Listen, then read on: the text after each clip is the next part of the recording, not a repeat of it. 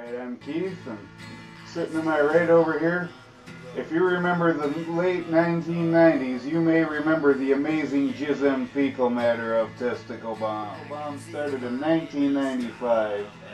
It was me, you, and Aaron. And it was mostly due to differences in schedule, work schedule, that I quit the band. You and Aaron were working nights, I worked days, and after that, a lot of members kind of came and went over the years, but there was a lot of time there, especially around 97, 98, 99, where it was just you and Aaron. And it was,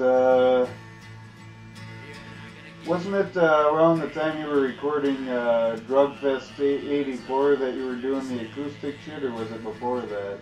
We started during Drug Fest. And then we did some more on the I Want You Dead CD.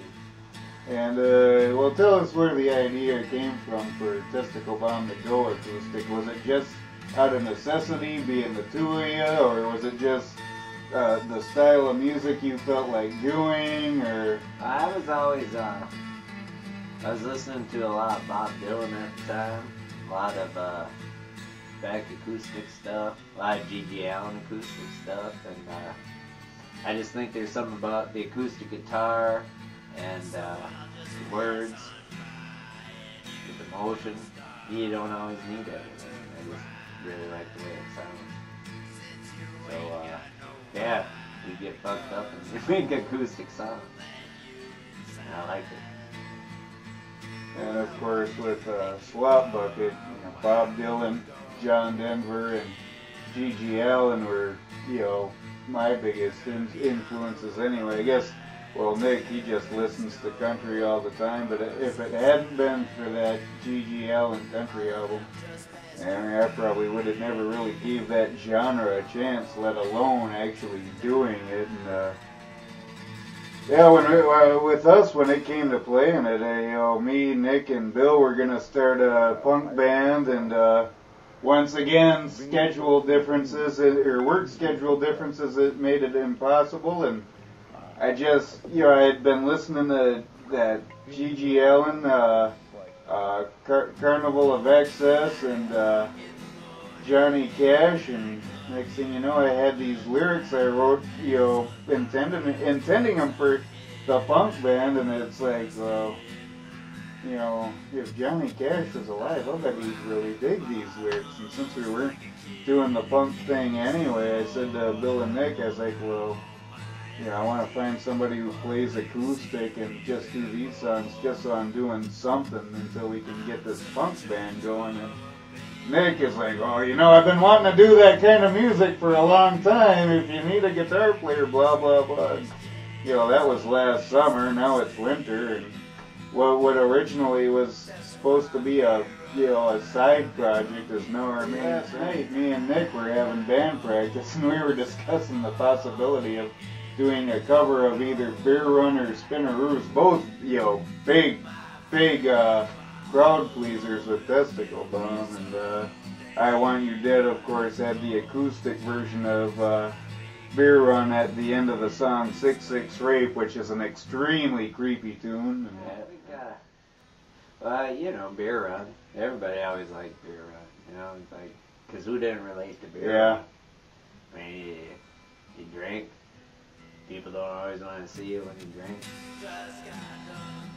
Hell, if you can't relate to that song, you're probably somebody I don't really want to know in the first place. 6-6 Rape is creepy. I don't know.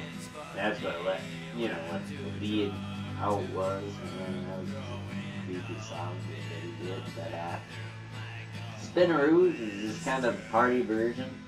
Well, and then on the 7-inch you had, that was where Spinnaroos appeared for the first time, and you had the version of Beer Run that was like the electric song, but with the acoustic guitar as well. Yeah, that was the original version of Beer Run was kind of a depressing, alcoholic, I want to go hang myself version, and then on the Go Fucking Die 7-inch it was kind of more like the Cheers drunken fucking bar and everybody's pumped up about the fact that they're alcoholics version, you know? Yeah, this is how I deal with life, and fuck you if you don't like it. Exactly. You know, it's just what it was. There's various incarnations of that song, but yeah, you know.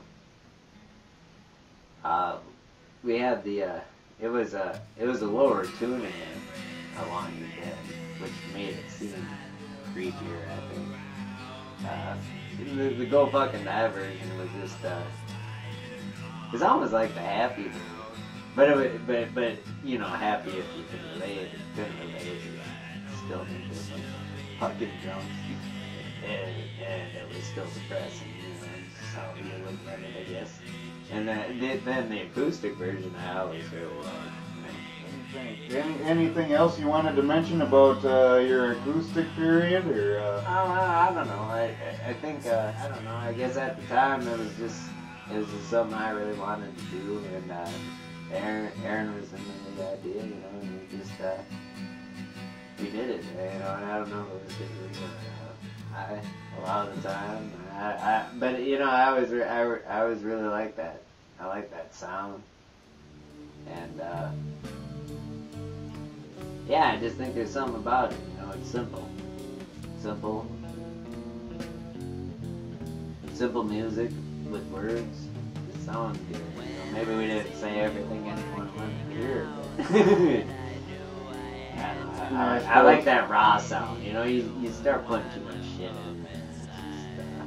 I suppose, you know, most of your songs are about drinking, which is what, you know, something you're doing plenty of at the time, and then you had songs like Hitchhiker, which, you know, that's just goofy shit. Yeah. That was a good song. I don't drive, and I'm writing about somebody needing a ride. I mean, what the hell?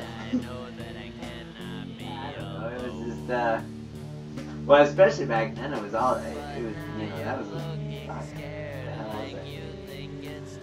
11, 12 years ago, you know? Yeah, right around 97, 98.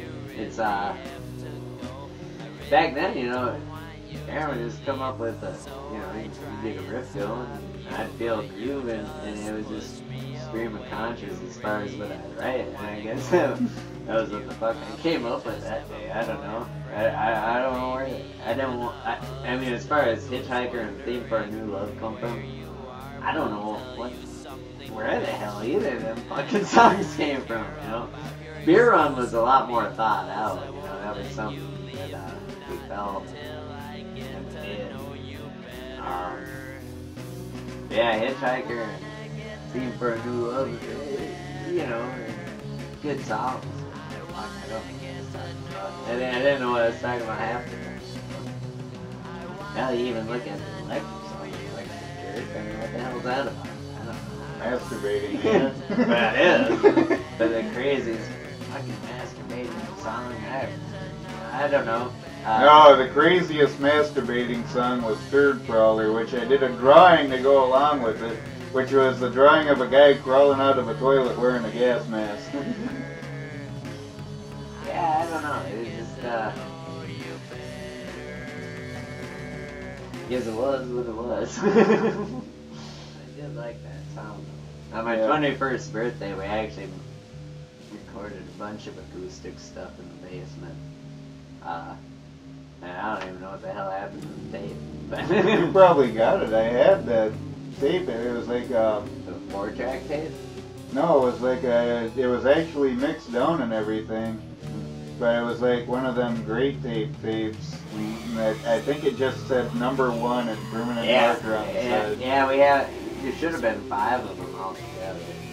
But I don't know what happened to them. But yeah, you know, it was fun. I almost forgot about that stuff. Just getting bombed. Take it. I don't know. I just like it. I think that about wraps her up, unless you have anything else you'd like to add. I don't know.